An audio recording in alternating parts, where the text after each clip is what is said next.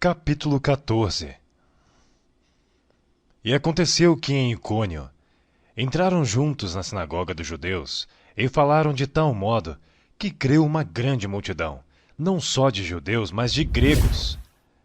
Mas os judeus incrédulos incitaram e irritaram contra os irmãos os ânimos dos gentios. E detiveram-se, pois, muito tempo falando ousadamente acerca do Senhor, o qual dava testemunho à palavra da sua graça, permitindo que por suas mãos se fizessem sinais e prodígios. E dividiu-se a multidão da cidade, e uns eram pelos judeus, e outros pelos apóstolos.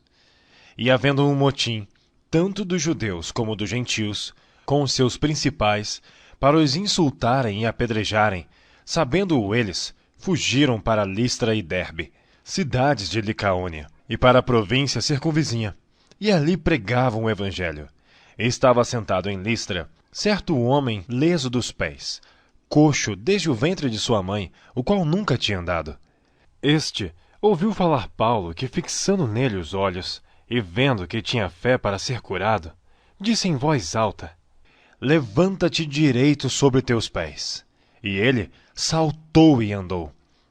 E as multidões, vendo o que Paulo fizera, levantaram a sua voz, dizendo em língua licaônica: Fizeram-se os deuses semelhante aos homens, e desceram até nós. E chamavam Júpiter a Barnabé, e Mercúrio a Paulo, porque este era o que falava. E o sacerdote de Júpiter, cujo templo estava em frente da cidade, trazendo para a entrada da porta touros e grinaldas, queria com a multidão sacrificar-lhes. Ouvindo, porém, isto os apóstolos Barnabé e Paulo, rasgaram suas vestes e saltaram para o meio da multidão, clamando e dizendo: Senhores, por que fazeis essas coisas? Nós também somos homens como vós, sujeitos às mesmas paixões, e vos anunciamos que vos convertais dessas vaidades ao Deus vivo, que fez o céu e a terra, e o mar e tudo quanto há neles, o qual nos tempos passados deixou andar todas as nações em seus próprios caminhos, e contudo não se deixou a si mesmo sem testemunho, beneficiando-vos lá do céu, dando-vos chuvas e tempos frutíferos, enchendo de mantimento e de alegria os vossos corações.